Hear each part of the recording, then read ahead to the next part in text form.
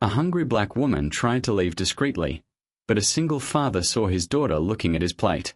And what happened next changed both families forever. "Mommy, why is that little girl looking at my food like that?"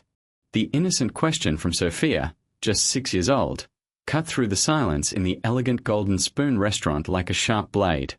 David Martinez froze with his fork in midair, following his daughter's curious gaze to a distant table where a black woman in her 30s studied the menu with a kind of desperate concentration he recognized immediately. Next to her, a little girl with golden curls pressed her face against the window, but her eyes remained fixed on the chicken dish at the next table. The scene instantly transported him back 3 years when he himself had been that lonely figure counting coins in cheap restaurants, calculating whether he could afford to share a meal with his daughter after losing his job and his wife in the same devastating month. "She must be really hungry, Daddy," Sophia whispered, her childish voice laden with an empathy that made David's chest tighten. Across the restaurant, Rachel Williams discreetly closed the menu and whispered something to her daughter, Emma. David watched as she opened her purse with trembling hands, counting crumpled bills that clearly wouldn't be enough for any decent meal at that establishment. What David didn't know was that Rachel had gone the last 2 days without eating, saving every penny to make sure Emma had at least one proper meal. What he also didn't realize was that this seemingly chance encounter was no coincidence, and that the truth behind Rachel's presence at that particular restaurant would reveal secrets that would transform both families in ways none of them could have predicted. When the waiter approached Rachel's table, David felt something familiar stirring in his chest. The same feeling he had when George Caldwell, the owner of the restaurant where he had worked years ago, offered him more than a job. He offered dignity and a second chance at life. Rachel discreetly pointed to the cheapest item on the menu, a simple soup. But even so, David noticed the hesitation in her gestures. Emma continued to stare at Sophia's plate with such obvious hunger that it was painful to witness. "Please give us a few more minutes," David heard Rachel say to the waiter, her voice polite but tense. Then something unexpected happened. When the waiter walked away, Rachel didn't get up to leave as David had expected. Instead, she pulled out her phone and made a quick call, whispering words he couldn't hear. Her hands stopped shaking, her shoulders straightened, and for a brief moment, David caught a glimpse of something in her eyes that didn't match the apparent vulnerability of moments before. It was the look of someone who knew exactly where she was and why. If you're wondering why a desperate mother would choose the most expensive restaurant in town for a meal she couldn't afford, and why her eyes revealed something completely different from helplessness when she thought no one was watching, then be sure to follow this story that will prove how devastatingly misleading appearances can be. David watched discreetly as Rachel finished her call, noticing how her posture had completely changed. The desperate vulnerability had given way to something much more calculated and controlled. Emma continued to stare at Sophia's plate, but now David realized that the girl's gaze carried something beyond hunger. It was almost as if she were playing a role she had rehearsed. "Daddy, can we invite them to eat with us?" Sophia whispered, tugging at David's sleeve with childlike urgency. Before he could answer, something unexpected happened. A man in an elegant suit entered the restaurant and walked directly to Rachel's table. David recognized the type immediately. Perfectly cut grey hair, a watch that cost more than a used car, and that arrogant confidence that only comes with generations of inherited privilege.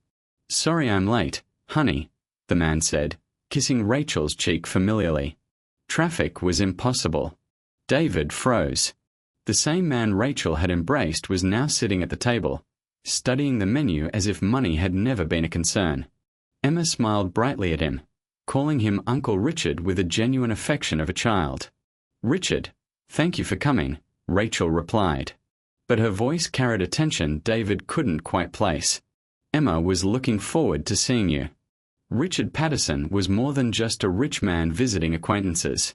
David recognized him from the business pages of the local newspaper. CEO of Patterson Development, the same company responsible for evicting entire low-income families to build luxury condominiums. The same man who had testified before the city council that certain communities were incompatible with urban progress. But what disturbed David most was the change in Emma's body language. The girl who moments before had seemed genuinely hungry was now playing excitedly with an expensive tablet Richard had brought. Her supposed desperation for food completely forgotten. "Waiter!" Richard waved authoritatively. "A bottle of your best wine and the tasting menu for 3, please." David felt something cold form in his stomach. 3 courses from the tasting menu would cost more than his weekly rent. If Rachel was really in financial trouble, how could he explain the casual presence of this man and the extravagant order? "Sophia, be quiet for a moment," David murmured discreetly, pulling out his phone. Something didn't add up about this scene, and his instincts, sharpened by years of navigating the complexities of single parenthood and the business world, screamed that he was witnessing a carefully orchestrated performance. He opened his browser and typed in Rachel Williams Patterson Development. The results made him choke on his coffee. The first news item was from 6 months ago.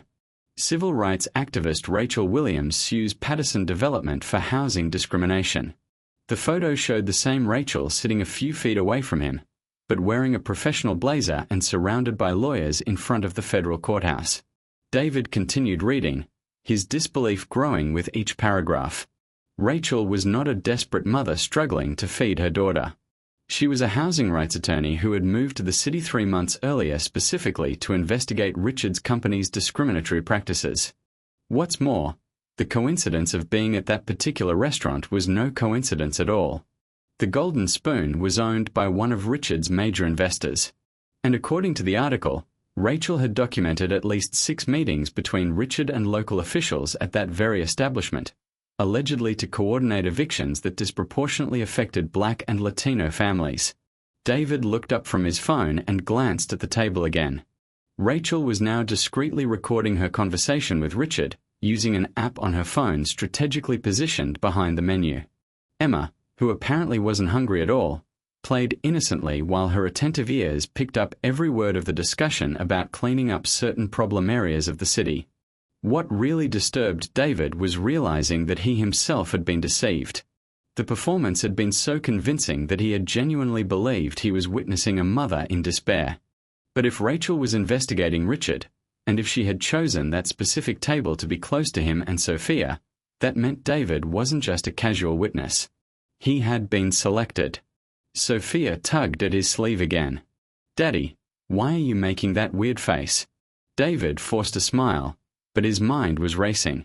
If Rachel had researched him, and she clearly had, then she knew about his own story, the financial struggles, the struggle to raise Sophia on his own, and most importantly, his work as a social housing consultant for non-profit organizations. She hadn't chosen that table to be close to a possible free meal. She had chosen to be close to someone whose personal history and professional credibility could serve as the perfect witness when the time came to expose Richard in court. The question now burning in David's mind was, to what extent was he being manipulated? And more importantly, what did Rachel plan to do with Richard there in that restaurant with him and Sophia serving as unwitting witnesses to some kind of legal trap? Richard leaned toward Rachel, lowering his voice to what he clearly believed to be a private conversation. "The families at Riverside Complex need to be out by the end of the month. I won't accept any more delays regardless of the excuses they come up with." Emma continued to play with her tablet, but David noticed how she had positioned herself to catch every word. The girl wasn't just present. She was actively participating in her mother's investigation. What those privileged people didn't know was that every arrogant word was being carefully documented. Every display of contempt for vulnerable communities being turned into legal evidence that would soon become the source of their own destruction. And David was beginning to realize that whether he liked it or not, he was about to become a key player in the riskiest game Rachel Williams had ever played. David continued to watch discreetly as Richard gestured animatedly, explaining to Rachel how he had convinced the city council to speed up the demolitions at the Riverside complex. Every word was an inadvertent confession of illegal practices that could completely destroy the man's political and business career. "The families don't even know what hit them," Richard laughed, cutting a piece of Philip Minen. "Yesterday, they were complaining about rights. Today, they're looking for shelter. Efficiency is everything in business, honey." Rachel nodded with a carefully neutral expression, but David noticed how her fingers tightened slightly as she held the phone. The recording was capturing every syllable of arrogance that came out of Richard's mouth. "Daddy, can I go to the bathroom?" Sophia whispered. "Of course, sweetheart." "Stay close to me," David replied, taking the opportunity to walk past Rachel's table. As they walked back, he deliberately dropped a napkin next to her chair. "Excuse me," he said, bending down to pick up the napkin. "You dropped this." For a split second, Rachel's eyes met David's. There was a silent question in her gaze. Did he understand what was going on? Was he friend or foe? David held her gaze and murmured softly, just loud enough for her to hear. "Riverside Gardens, apartment 237. The Gonzalez family, 3 children, evicted yesterday." Rachel's eyes widened imperceptibly. David knew the families. More than that, he had detailed information about the case. "Thank you," she replied, her voice maintaining its casual tone, but now carrying genuine gratitude. When David returned to the table, his mind was racing with possibilities. 3 months ago, he had been hired by the organization Fair Housing to document irregularities in the city's eviction procedures. His work had brought him into direct contact with dozens of families affected by Richard's practices. He had exactly what Rachel needed: detailed testimonies, photographic documentation of living conditions before and after the evictions, and most importantly, the names and stories of the families that Richard treated like numbers on a spreadsheet. David discreetly pulled out his own phone and sent a quick message. "Table 12. I have complete documentation on Riverside. I can help DM." The reply came within seconds. "Meet today at 7:00 p.m. Central Library Law Section. Bring everything RW." Across the restaurant, Richard continued his performance of cruel authority, completely oblivious to the fact that every word was being turned into legal evidence. He pulled a folder out of his briefcase and began showing Rachel photos before and after pictures of the properties he had renovated. "Look at this," he said, pointing to an image showing families being forcibly removed by private security guards. "Yesterday it was a slum. Today it's luxury apartments. I turned trash into gold." Emma looked at the photo and David saw when the girl discreetly took a picture of the screen with a small device hidden in her sleeve. The operation was even more sophisticated than he had imagined. "You're a genius, Richard," Rachel said, forcing admiration into her voice. "How do you manage all the legal red tape?" "Bureaucracy." Richard laughed. "Honey, when you have the mayor in your pocket and half the city council owes you favors, the bureaucracy just disappears. Judge Morrison approves any eviction order I need and Sheriff Carter makes sure the evictions happen without too much media fuss." David felt his blood boil. Judge Morrison had personally signed 8 of the 10 eviction orders he had documented in the last 3 months. All questionable, all favoring companies connected to Richard. "That must be expensive," Rachel commented casually. "A pittance. $1,000 here, a favor there, maybe a job for the judge's son at my company. Everyone wins except." Richard paused and laughed cruelly, "except those who don't matter." Anyway, the recording was turning into a full confession of systematic corruption, bribery of public officials, manipulation of the judicial system, use of illegal force to remove families. Richard was essentially destroying his own life with every arrogant word. David watched as Emma continued to play innocently with her tablet, but noticed that the screen showed a real-time transcription app. The girl wasn't just present. She was actively converting the conversation into searchable text that could be used as evidence. "Daddy, is that man talking about bad things?" Sophia asked, her voice laden with childish concern. "Yes, sweetheart. But sometimes adults do wrong things and have to face the consequences," David replied, keeping his eyes fixed on Richard. That's when Richard made his most serious mistake. He pulled out his phone and called someone, putting it on speakerphone to impress Rachel. "Carter, it's Richard. I need you to speed up the removal of the Riverside complex. Yes, I know we promised 2 weeks, but I can't wait. Some residents are talking to lawyers. I don't care if it's Christmas next week. Use as many men as you need, but I want everyone out by tomorrow night." Deputy Carter's gruff voice echoed through the restaurant.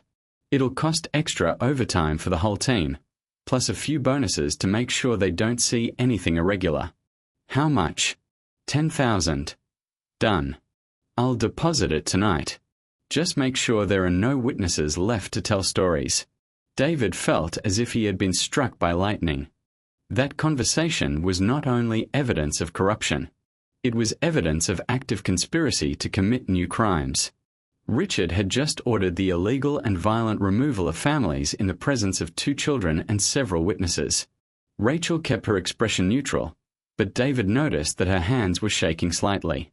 She had achieved far more than even her most optimistic expectations. That recording alone would be enough to bring down the entire network of corruption.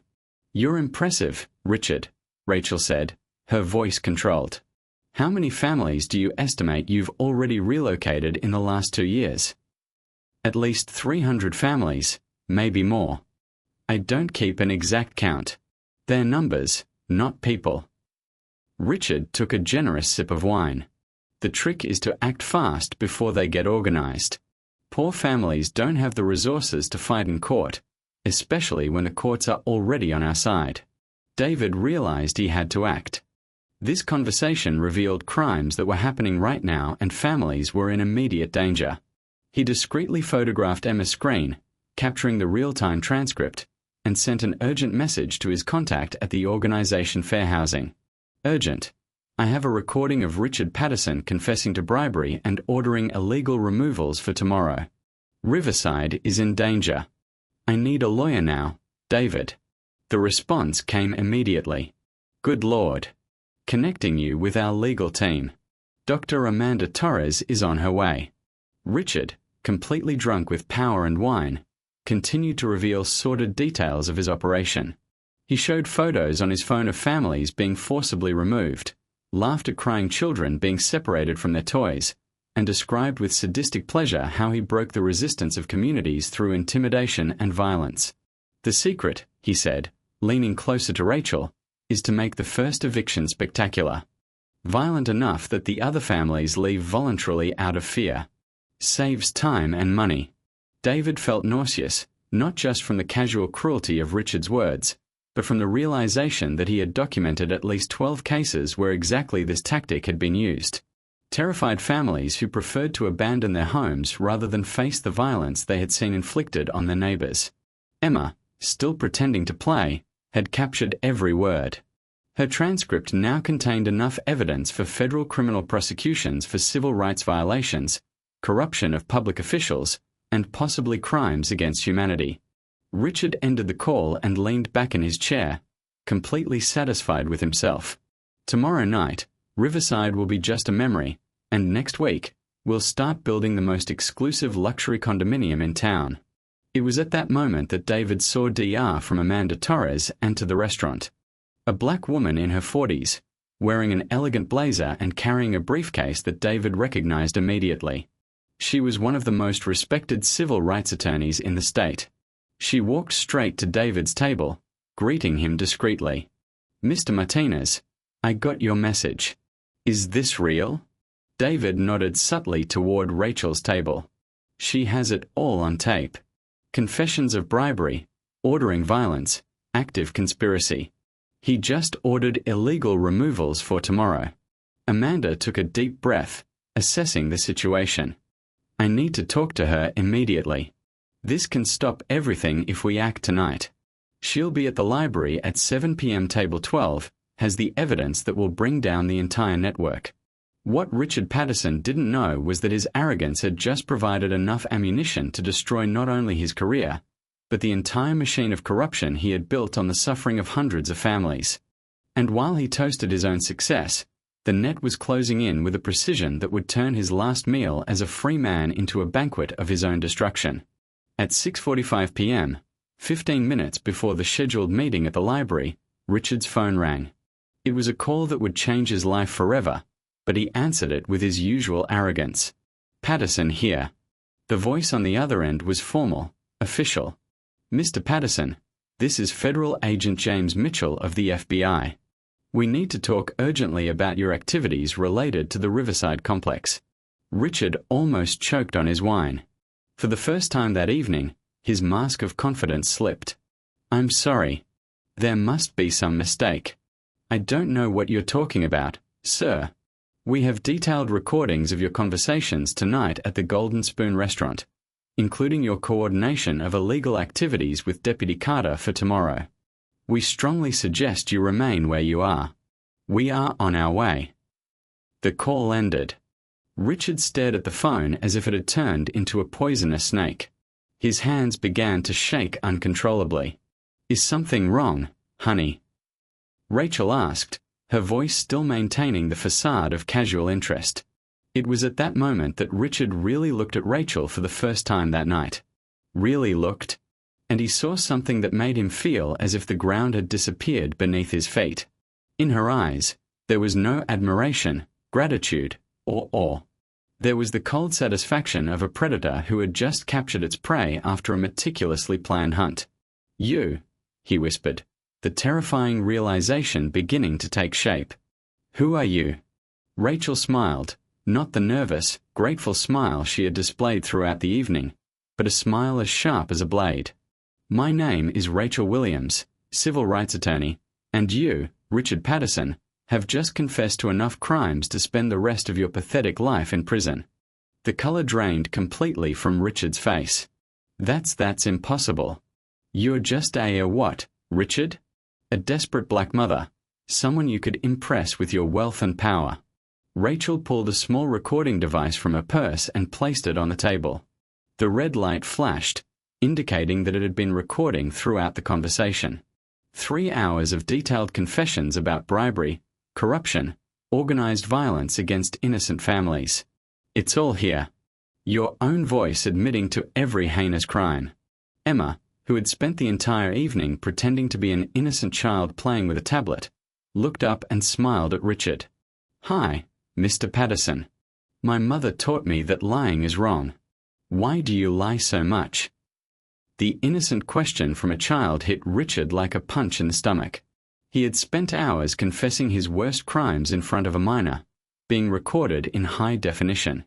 "You can't use this," he stammered desperately. "I didn't give permission to be recorded. It's illegal." Actually, a new voice joined the conversation. Dr. Amanda Torres approached the table, her legal presence radiating authority. "You are in a public establishment with no reasonable expectation of privacy. Furthermore, every word you have spoken constitutes evidence of ongoing crimes affecting public safety. Perfectly legal and admissible in court." Richard looked around the restaurant for the first time and noticed something terrifying. Several people at nearby tables were not casual customers. They were undercover federal agents documenting every moment of the operation. David, watching from his table, saw when the final realization hit Richard, the man who had spent years destroying lives with impunity, realized that not only had he fallen into a trap, but that the trap had been set by people he considered inferior. "This can't be happening," Richard muttered, his voice breaking. "I have connections. I have money. I have power." Had Rachel corrected coldly. "Because while you were happily confessing to bribing Judge Morrison, our legal team was already presenting the recordings to the federal court.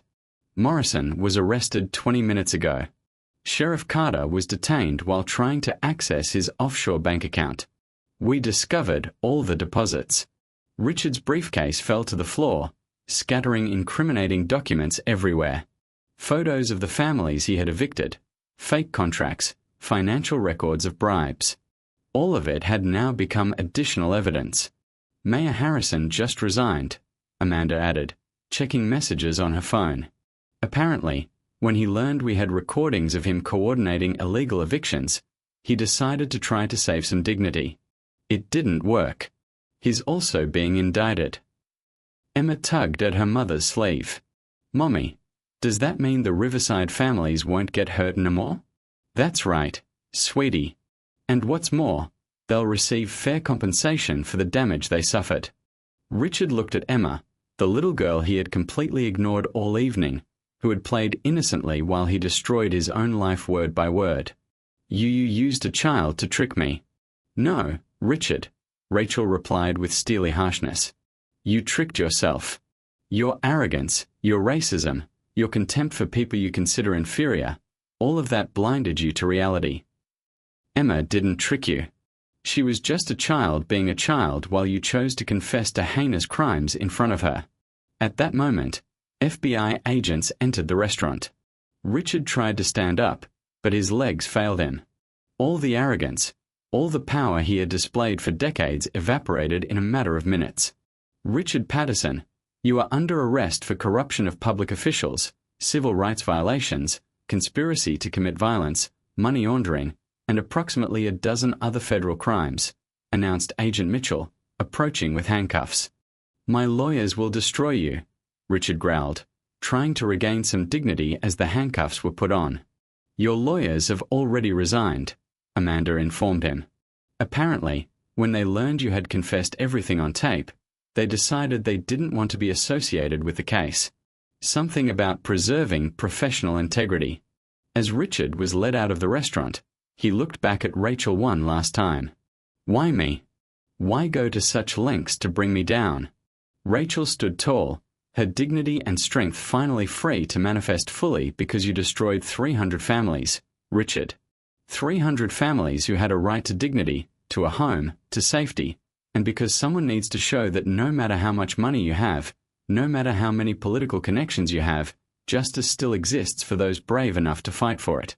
David watched the whole scene unfold with a mixture of admiration and shock. The woman he had thought was in despair had just orchestrated the downfall of one of the most powerful men in the city, using nothing but intelligence, patience, and the man's own arrogance against him. Sophia tugged at her father's sleeve. Daddy, was the bad man arrested? Yes, sweetheart. Sometimes people who hurt others have to face the consequences of their actions. As the last agents left the restaurant, Rachel approached David's table. Thank you for your help today. Your documents on the Riverside families were instrumental in building our case. It was the least I could do, David replied. But I have to admit, that was impressive. Rachel smiled now genuinely for the first time that night. The best revenge isn't just defeating those who hurt you. It's making sure they can never hurt anyone else again. As the revelations piled up and the masks fell, one question remained in the air.